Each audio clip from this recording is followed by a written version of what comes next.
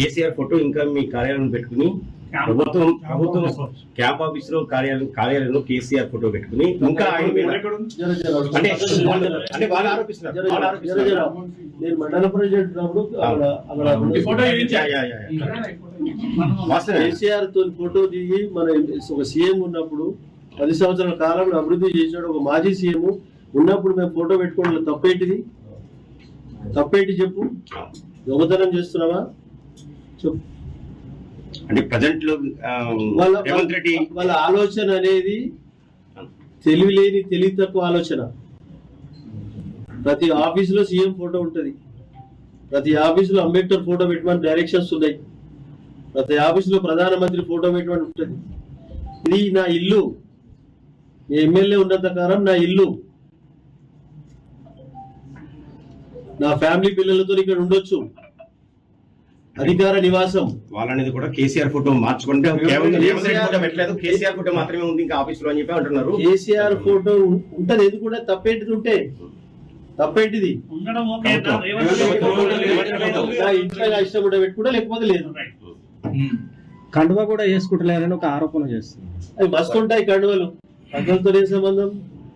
వెంకట 23 సంవత్సరాలు రాజకీయాలలో కాంగ్రెస్ లో పనిచేసినాం. టీఎన్జే ముఖ్యమంత్రి కాడికి వెళ్ళి ఒక 7 మంది 6 మంది ముఖ్యమంత్రితో టచ్ ఉన్నాం. ఈ రోజు ఎమ్మెల్యే క్యాంప్ ఆఫీస్ పైన జరిగిన దాడి అనేది దురదృష్టకరం. ఇది ఈరోజు ధర్నా చేసిన కాంగ్రెస్ కార్యకర్తలు, కాటా శ్రీనివాస్ గౌడ్ గారి వర్గము, కాటా శ్రీనివాస్ గారు చేసినటువంటి ఒక దుర్మార్గమైన ఆలోచన. ఇది చాలా దుర్మార్గము. ఎమ్మెల్యే క్యాంప్ ఆఫీస్ అంటే ఎమ్మెల్యే ఫ్యామిలీ మెంబర్తో సహా ఉండే ఇల్లు ఇది. ఒక ఎమ్మెల్యే ఇంటి మీద దాడి చేయడం అనేది దుర్మార్గం. మీరు ధర్నా చేసుకొని దిష్టిబొమ్మలు కానివ్వండి, ప్రజాస్వామ్యంలో ఎవరు చేసే హక్కు వాళ్ళకు ఉన్నది. కానీ ఈ అటాక్ చేయడం అనేది, అటాక్ చేసి చైర్లు కొట్టి డోర్లు కొట్టి ఇది చేయడం అనేది ఇది చిల్లర లెక్కలు, చీప్ మెంటాలిటీ, రోడ్ల మీద తిరిగేటోళ్ళు చేసే పని. ఇది మేము వారు చేసే ధర్నా గురించి కానీ మేము ఆలోచన చేసి ఉంటే ఏ విధమైనటువంటి పరిస్థితులు ఉంటుండే. ఈరోజు మాకు చాతకక కాదు, గాజులు పెట్టుకోలేమిడ. ఈరోజు పటంచెరు నియోజకవర్గం అంటే ఒక్కటిసారి కాదు, 2 సార్లు కాదు, 3 సార్లు నన్ను ఆశీర్వదించారు ప్రజలు. 2 సార్లు నేను చీగొట్టిరు, నువ్వు పనికిరావు బిడ్డ ఇంటికి పోమని తోలిచ్చారు. అయినా నీకు బుద్ధి వస్తలేదు కాటా శ్రీనివాస్ గౌడ్.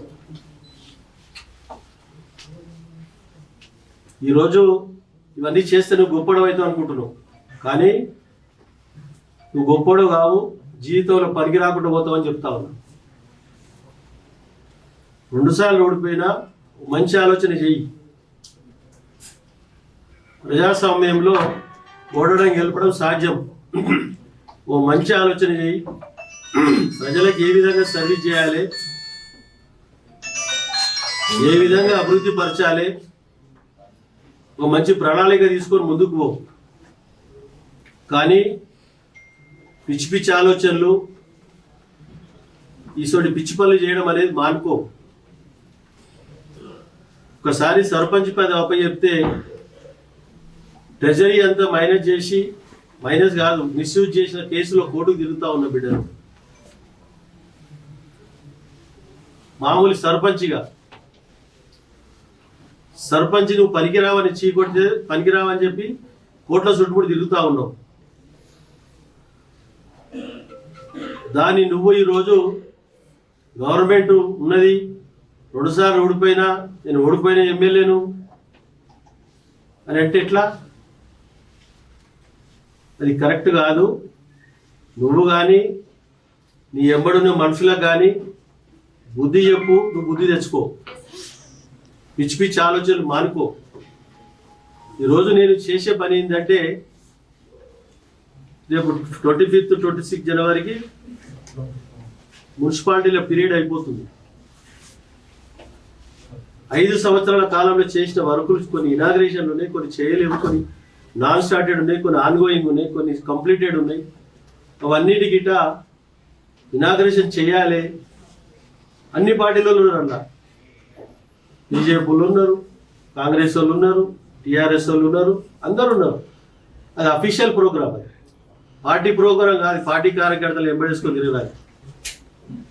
నేను 30 సంవత్సరాలు 90 నుంచి రాజకీయాలలో ఉన్నాను, కొత్తగా లేవు రాజకీయాలలో. ఏ ప్రోగ్రాం కవలి ఇవ్వాలో తెలుసు, మాకు కార్యకర్తలు ఎట్లా కాపాడుకోవాలో తెలుసు. కాబట్టి ఆ అఫీషియల్ ప్రోగ్రామ్ చేసుకుంటూ పోతా ఉన్నాం మేము. అఫీషియల్ ప్రోగ్రామ్ చేసుకుంటూ పోతుంటే కాంగ్రెస్ కార్యకర్తలను పట్టించుకుంటలేడు, మనం చూస్తలేరని అనవసరమైనటువంటి ఒక ఆలోచనతో ధర్నా చేసిండు. ధర్నా చేసుకో, బొమ్మ కలబెడతారో బొమ్మ కలబెట్టుకో, ఏదైనా చేసుకో. దీని మీద అటాక్ చేయడం అనేది నీ చేతగానితనం. నువ్వు ఇచ్చి అటాక్ చేస్తా, నేను ధర్నా చేస్తా అంటే మేము కింద దానికి స్పందించుంటే ఏముంటుండే పరిస్థితి? ఈరోజు ఏముంటుండే పరిస్థితి? ఒకసారి ఆలోచన చేసుకొని మంచి ఆలోచన చేయండి. చిల్లర ఆలోచనలు మానుకోరి. కాబట్టి దీన్ని పూర్తి స్థాయిలో ఖండిస్తా ఉన్నా. నెక్స్ట్ ఇటువంటిది ఏమైనా ఆలోచన చేస్తే ఎక్కడికక్కడ ప్రతిఘటించి వాళ్ళకి తగిన విధానంగా గుణపాఠం చెప్పి వాళ్ళ జీవితంలో పనికి రాకుండా చేస్తారని కూడా మీ అందరికి తెలియజేస్తున్నారు సోదరుల. ఇది ఆషామాషిగా లేమిడా. మీరు చేసే చీప్ మెంటాలిటీ ఆలోచన అనేది మానుకోరి, మంచి ఆలోచన చేయమని చెప్తా ఉన్నా. దీని మీద పోలీస్ వాళ్ళు ఇమీడియట్లీ యాక్షన్ తీసుకోవాలి. ఎస్పీతో మాట్లాడినా, ఐజీతో మాట్లాడినా, ఐజీ గిట్ట 4 గంటలకు వస్తా ఉన్నాడు. సీరియస్గా దీని మీద పోలీసు వాళ్ళు యాక్షన్ తీసుకొని ఈ దుర్ఘటనలో, ఈ దాడి మీద ఎవరెవరు ఎంతమంది ఉన్నారో కంప్లైంట్ ఇవ్వడం జరుగుతూ ఉంది. వాళ్ళ మీద పూర్తి స్థాయిలో విచారణ చేపట్టి కేసులు ఫైల్ చేసి జైలుకు పంపాలని చెప్పి నేను డిమాండ్ చేస్తా ఉన్నా. ఎందుకంటే ఇది ఇటువంటి సంఘటన ఎక్కడ ఎప్పుడు జరగలే. మన ప్రాంతంలో ఎక్కడో జరిగింది కాదు. మన ప్రాంతంలో మంచి సాంప్రదాయం ఉంది. ఎలక్షన్ వరకే ఎలక్షన్ కొట్లాడతారు, దాని తర్వాత కలిసిమెలిసి అభివృద్ధిలో పార్టిసిపేట్ చేస్తారు, సమానంగా భాగస్వాములు అవుతారు. కానీ ఇటువంటి దుర్మార్గమైన ఆలోచనలు మానుకొని సీరియస్గా పోలీసు వాళ్ళని నేను డిమాండ్ చేస్తా ఉన్నా. దాన్ని ఈరోజు జరిగిన ఘటనను సీరియస్గా మీకున్న అధికారాన్ని పూర్తిగా ఉపయోగించి వాళ్ళ మీద కఠిన చర్యలు తీసుకొని జైలుకు పంపాలని చెప్పి డిమాండ్ చేస్తా ఉన్నాను. అధిష్టానం దృష్టికి తీసుకెళ్తారండి. తీసుకెళ్తారా? ఈ విషయాన్ని అధిష్టానం దృష్టికి తీసుకెళ్తున్నారు కాంగ్రెస్ పార్టీ అధిష్టానం. తప్పకుండా అధిష్టానం దృష్టికి తీసుకెళ్తాం. ఈ అఫీషియల్ ప్రోగ్రామ్ ను పార్టీ ప్రోగ్రామ్ గా మార్చడం ఎవరి తరం కాదు. అధిష్టానం దృష్టికి తీసుకెళ్తాం. తప్పకుండా దాని మీద తగిన చర్యలు తీసుకోవడానికి నేను నా పూర్తి స్థాయిలో అధిష్టానానికి తెలియజేస్తాను.